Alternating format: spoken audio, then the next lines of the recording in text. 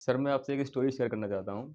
आप जब मैं नया-नया आया था कोचिंग में एडमिशन लेने, तो आपने मुझे कहा था कि कभी भी कोई भी डाउट हो तो हमको मैसेज कर देना। अरे हम ना उठाएँ तो कॉल कर देना। तो एक दिन मैंने कहा मैं रात में पढ़ रहा था, बहुत नया-नया शौक था तो रात में स्टडी कर रहा था। तो करीब साढ़े 3 पौने 4 बज रहा था। हाँ, हाँ। तो मैं कहा लाओ सर को ज़रा सेंड करते हैं, सर ने तो कहा था बताएँगे। हाँ, तो मैंने सर को मैसेज किया तो 10 मिनट में रिप्लाई नहीं आया। तो मैंने कहा सर ने तो कहा था तुरंत रिप्लाई करेंगे। तो मैंने सर को कॉल कर दिया। मैंने कहा तो अच्छा, 4 बजे रात में? हाँ, रात में 4 क्या बजे। साढ़े 3-4 बजे हाँ, रात में? अच्छा। तो सर की नींद में आवाज़ आई तो मुझे लगा शायद गड़बड़ हो गया। मैंने कहा सर एक डाउट था। तो पहले लगा सर गुस्सा करेंगे, फिर कहा अच्छा दिखाओ अच्छा क्या है? हाँ। तो फिर मैं सर को दिखा, सर मैंने आपको व्हाट्सएप किया है। तो आपने कहा कि अच्छा। तो सर ने कहा कि इसका ये आंसर होगा। मैंने कहा ठीक है, थैंक यू सर। तो मुझे लगा कुछ गड़बड़ हो गया तो मैंने आगे कुछ पूछा नहीं। मैं कहा मैं बाकी ब्रांच से पूछ लूँगा जाके। Hello everyone, this is Hemant sir on the behalf of Selection Adda. I'm just welcoming you all.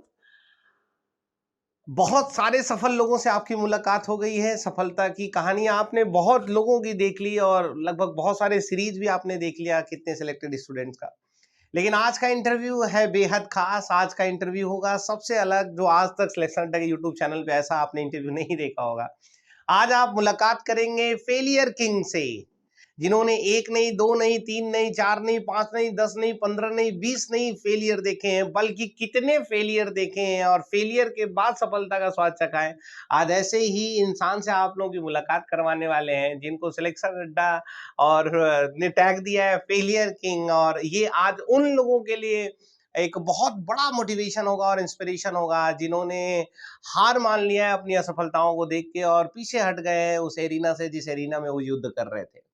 मैं बार बार बोलता हूं कि कब ईश्वर आपके रास्ते में आके, आपके दरवाजे पे आके दस्तक दे देंगे, आपको खुद नहीं पता चलेगा। इसलिए हार नहीं मानना है, आपको चलते रहना है और लगातार चलते रहना है। कभी ना कभी आएगा, कभी ना कभी आपका समय तो आना ही आना तय है। और ऐसे ही इंसान से चलिए मुखातिब करवाते हैं। नाम है इनका सुधांशु, और कितने बार ये रिजेक्ट हुए हैं ये बात ये खुद अपने मुंह से बताएंगे, और कब ये सेलेक्ट है और कितने में इनका सिलेक्शन हुआ है, सारी कुछ इन्हीं से बात करते हैं। पहले स्टार्टिंग करते हैं इनके इंट्रोडक्शन से। हेलो एवरीवन, मेरा नाम सुधांशु है और मेरा एलआईसी एडीओ में और आरआरबी एनटीपीसी और फाइनली एसबीआई क्लर्क में सिलेक्शन हुआ है। 3 जगह पे इनका सिलेक्शन हुआ। पहला सिलेक्शन इनका एलआईसी एडीओ में हुआ, दूसरा एनटीपीसी में हुआ और third selection is SBI clerk. Sudhanshu, मैं हमेशा हर बच्चों से पूछता हूँ कि start from your introduction, start from your success arena, your path. आज मैं पहला क्वेश्चन आपसे पूछने जा रहा हूँ, स्टार्ट फ्रॉम योर फेलियर। कितनी बार आप फेल हुए हैं? सर अब मैं अभी तक अगर मैं दे चुका हूँ कम से कम 25 मेंस में फेल हो चुका हूँ और या फिर 25 mains, I repeat my word, 25 mains. ये सिलेक्शन अड्डा के इतिहास के सबसे अब या फेलियर फिर कैंडिडेट है। हाँ, 3 में सिलेक्शन हुआ है मेरा। 3 में मतलब 28 पेपर आपने 28 दिया है। पेपर में। 25 पेपर में इनका रिजेक्शन हुआ है और 3 पेपर में सिलेक्शन हुआ, तो टोटल इन्होंने 28 पेपर दिए हैं। 28 पेपर, 25 में रिजेक्शन, 3 में सिलेक्शन। रिजेक्शन कहाँ कहाँ हुआ है? एसएससी सीजीएल में हुआ, सीएचएसएल में हुआ, सीपीओएसआई में हुआ, एसएससी जीडी में हुआ, एसएससी सिलेक्शन पोस्ट में हुआ, फिर IBPS clerk, IBPS PO, SBI clerk, SBI PO, LIC assistant में फेल हुआ। मतलब मेंस दिया था, सभी सभी का मैंने मेंस दिया। फिर उसके बाद इंटेलिजेंस ब्यूरो का मैंने इंटरव्यू नहीं दिया था और फाइनली फिर एलआईसी ईडीओ में सिलेक्शन हुआ और आरआरबी एनटीपीसी का मैंने मेंस दिया था, टाइपिंग दिया तो उसमें सिलेक्शन हुआ और अब एसबीआई क्लर्क में सिलेक्शन हुआ है मेरा। कुल मिला के इतने इतने मेंस आप देख रहे हैं, इतने मेंस इनका रिजेक्शन हुआ है। 25 एग्जामिनेशन इनका रिजेक्ट हुआ है और 3 एग्जाम्स में सिलेक्ट हुए हैं। सुधांशु, आज मुझे लगता है कि आपको देख के बहुत लोगों की ज़िंदगी बदलने वाली है, और बहुत सारे लोगों को जो सो चुके हैं आज उनको जागने का एक तो कारण मिल जाएगा कि नहीं यार, अगर ये कर सकते हैं तो मैं क्यों नहीं कर सकता हूँ। लगभग सफ़र रहा आपका सिलेक्शन अड्डा के साथ, मेरे ख्याल से 1.5 से 2 साल का। 2 साल का सफ़र में, अच्छा ये बहुत लंबा पीरियड नहीं रहा इतने एग्ज़ाम देने का। 2 साल के सफ़र में लगभग इन्होंने 28 एग्ज़ाम, 2-3 साल, 2 ढाई साल के सफ़र में मेरे ख्याल से इतने एग्ज़ाम्स हुए, क्योंकि साल में आप जानते हैं बहुत सारे एग्ज़ाम्स होते हैं, प्री और मेंस मिला के। तो ये 1.5-2 सालों का जो आपका सफ़र रहा है सिलेक्शन अड्डा के साथ, कैसा रहा पहले तो ये बताइए? सर जब फर्स्ट डे में आया था तो आप ही मिले थे, तो आपने कहा था कि ठीक है, पर मेहनत करते रहिए।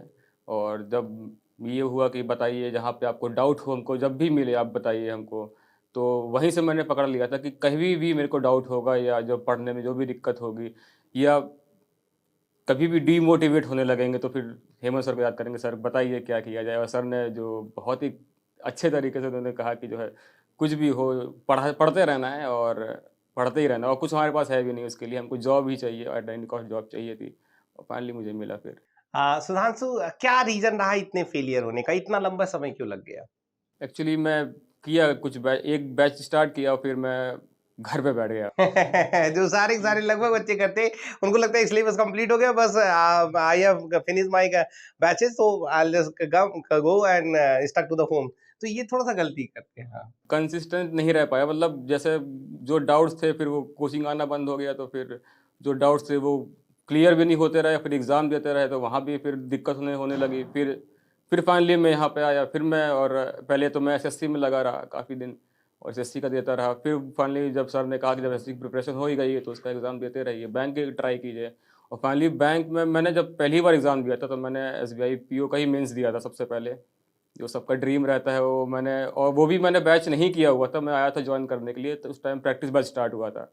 तो फिर मैंने सर लोग से स्ट्रैटेजी पूछा कि सर कुछ तो आता ही है मेरे को, मतलब इतना भी नहीं ख़राब हूँ, इंग्लिश और मैथ्स आती है सर, रीजनिंग कुछ बताइए। तो उन्होंने 1 डेढ़ महीने बताया मेरे को, तो मैंने थोड़ा सा फॉलो किया और लकली मेरा प्री तो क्वालिफाई हुआ पर मेंस क्वालिफाई नहीं हो पाया।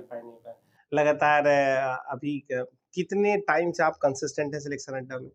सर अभी तो मैं पिछले करीब 1.5 साल से लगातार आ रहा हूँ, मैंने एक भी क्लास मिस नहीं की होगी। कभी हो गया होगा या तबीयत खराब हो गई होगी तो मैंने क्लास मिस नहीं की। लगातार एक क्लास कर रहे हैं। अच्छा, सुधांशु, कभी इतना फेलियर देखने के बाद कभी ऐसा नहीं लगा कि क्विट कर देना चाहिए, या I must think about something else? Sir आया तो था मन में कि, पर उसके बाद ये भी हुआ कि जॉब नहीं तो फिर उसके बाद करेंगे क्या, और अभी तो एज भी इतनी नहीं हुई है कि मैं कुछ छोड़ के कुछ और करने लगूँ। तो जब है और काफ़ी पढ़ चुके थे और काफ़ी इतना क्लोज आ रहे थे बार बार, तो इतना डीमोटिवेट होने से बेटर है कि और पढ़ाई आगे कंटिन्यू करते हैं।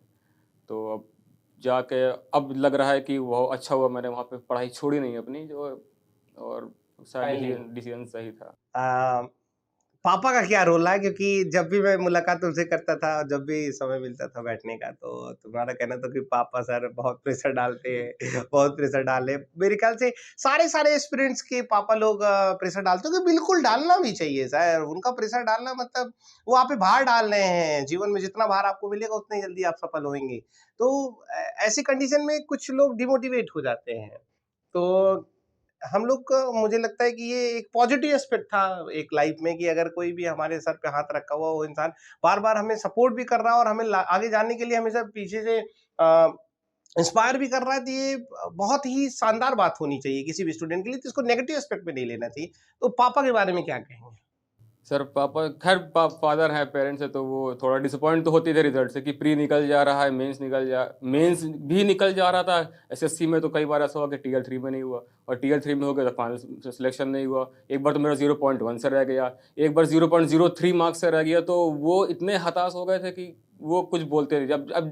जब एग्जाम का प्री निकलता भी है तो उनको कोई खुशी नहीं होती, कह रहे ये तो कौन सी नई बात है तुम्हारे लिए, तुम मेंस निकालो ना।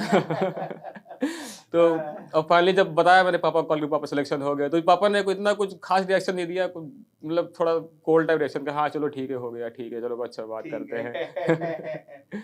लेकिन नहीं, वो कहते नहीं कि उनका छाती एकदम फक्र से चौड़ा हो चुका हो। सबसे ज्यादा दुनिया का हर एक बाप अपने बच्चे को अपने से बड़ा देखता है ना, तो उसको हमेशा उसका सर उस ऊंचाइयों पे जाके पहुंच जाता है जिस ऊंचाइयों से उसको दुनिया की हर सफलता छोटी दिख रही होती है। तो मुझे लगता है कि सफल होने के बाद जो खुशी माँ बाप को मिलती है, वो खुशी दुनिया के किसी इंसान को नहीं मिल सकती है। वो खुशी की, हाँ, थोड़ा सा वो सारे सारे लोग इंट्रोस्पेक्ट होते हैं, वो उतना एक्सप्लोर नहीं करते हैं अपने इमोशंस को, अपने चीजों को। लेकिन हाँ, वी कैन अंडरस्टैंड कि जीवन में हर एक माँ-बाप को कितनी खुशी होती है जब उनके बच्चे उनके सामने इस धरती पे और इस समाज में उनका नाम रोशन करते हैं। सुधांशु, आगे के बारे में क्या सोचा है? सर अभी जो मेन टारगेट आया था जब बैंक में आना है, तो एसबीआई पीओ ही मैंने सोचा था, और लकीली एक बार मैंने दिया भी पर नहीं हो पाया। पर अब खैर क्लरिकल में हो गया, पर यहाँ रुकना नहीं है।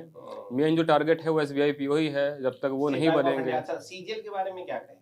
सर सीजीएल भी टारगेट था मेरा बहुत, मतलब उसकी उसकी जॉब भी बहुत अच्छी थी। मेन मेरा वही था स्टार्टिंग में, मैं सीजीएल में ही लगा रहा था, पर जो फेलियर्स होते रहे, फिर बीच में थोड़ा-सा मैं गड़बड़ा गया कि डिमोटिवेट होने लगा, फिर मैं कहा कि और ट्राई करते हैं, बैंक में ट्राई नहीं, करते ट्राई तो सुधांशु मैं ऑन ईयर बोलूंगा, क्योंकि अभी एक कैंडिडेट सिलेक्ट हुई सिलेक्शन अड्डा की, स्टेट बैंक ऑफ इंडिया में भी प्रोबेशनरी ऑफिसर बनी आपके बैच में, आपने देखा होगा, और ऑडिटर भी बनी एसएससी सीजीएल में। तो सीजीएल भी देना है और सीजीएल अच्छा करना है और 100% अच्छा कर लोगे।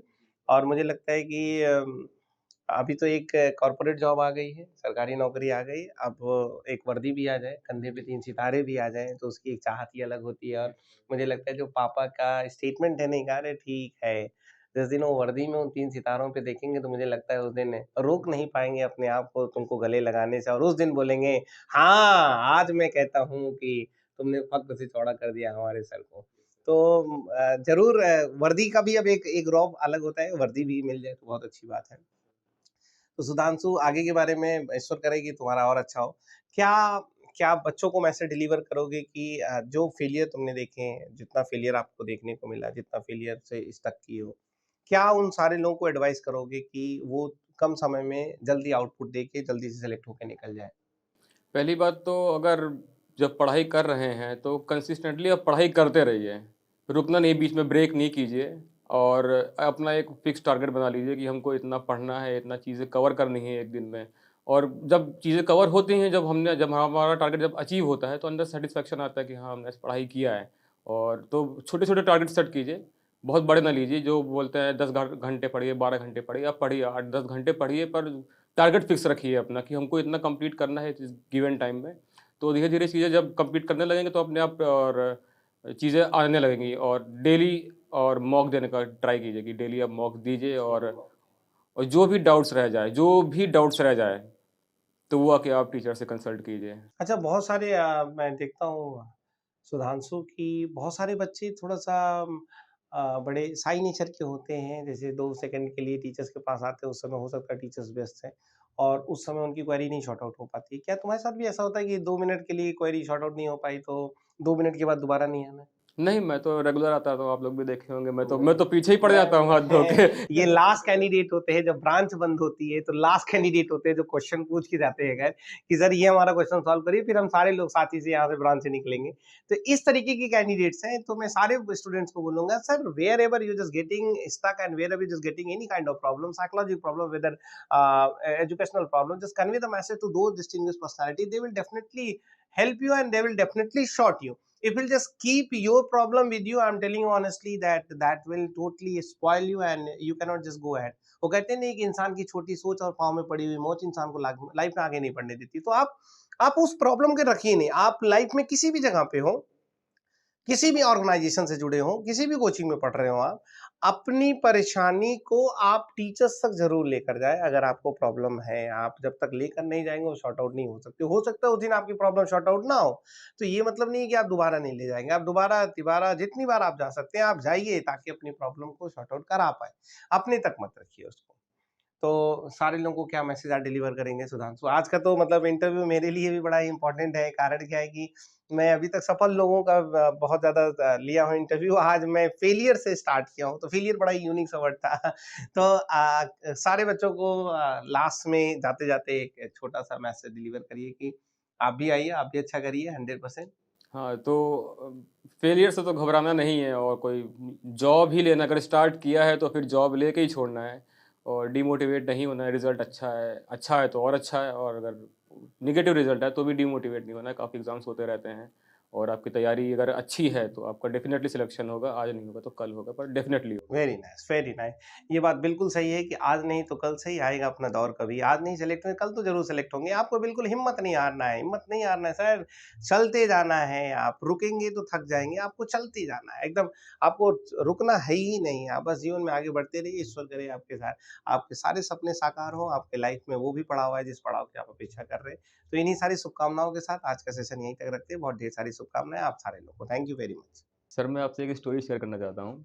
आप जब मैं नया-नया आया था कोचिंग में एडमिशन लेने, तो आपने मुझे कहा था कि कभी भी कोई भी डाउट हो तो हमको मैसेज कर देना, अरे हम ना उठाएँ तो कॉल कर देना। तो एक दिन मैंने कहा, मैं रात में पढ़ रहा था, बहुत नया-नया शौक था, तो रात में स्टडी कर रहा था, तो करीब 3:30 पौने 4 बज रहा था। तो मैं कहा लाओ सर को ज़रा सेंड करते हैं, सर ने तो कहा था बताएँगे। तो मैंने सर को मैसेज किया, तो 10 मिनट में रिप्लाई नहीं आया। तो मैंने कहा सर ने कहा तो उन्होंने रिप्लाई करेंगे। तो मैंने सर को कॉल कर दिया। मैंने कहा तो अच्छा 4 बजे रात में? हाँ, रात में 4 बजे। साढ़े 3-4 बजे हाँ, रात में, अच्छा। तो सर की नींद में आवाज़ आई तो मुझे लगा शायद गड़बड़ हो गया। मैंने कहा सर एक डाउट था, तो पहले लगा सर गुस्सा करेंगे, फिर कहा अच्छा दिखाओ अच्छा क्या है? हाँ। तो फिर मैं सर को दिखा, सर मैंने आपको व्हाट्सएप किया है, तो आपने कहा कि अच्छा। तो सर ने कहा कि इसका ये आंसर होगा। मैंने कहा ठीक है, थैंक यू सर। तो मुझे लगा कुछ गड़बड़ हो गया, तो मैंने आगे कुछ पूछा नहीं। मैं कहा मैं बाकी ब्रांच से पूछ लूँगा जाके। नहीं, नहीं, ये बात सत्य है।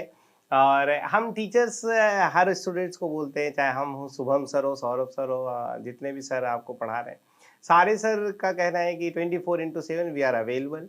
जैसे कोई बोलता है ना फैसिलिटी क्या है, तो हम बोलते हैं जीवन समर्पित है आपके लिए। तो कोशिश हम लोग की यही रहती है कि हम सारे के सारे लोग हमेशा आपकी हेल्प कर पाएँ, आपको सपोर्ट कर पाएँ। बहुत ही एडवर्स कंडीशन होती है जब नहीं कर पाते हैं, लेकिन कोशिश यही रहती है। और वैसे ये कितना टाइम हो गया ये वाली घटना को? डेढ़ 2 साल तो 1.5-2 साल बाद आज मुझे पता चल रहा था कि रात में बोले यार।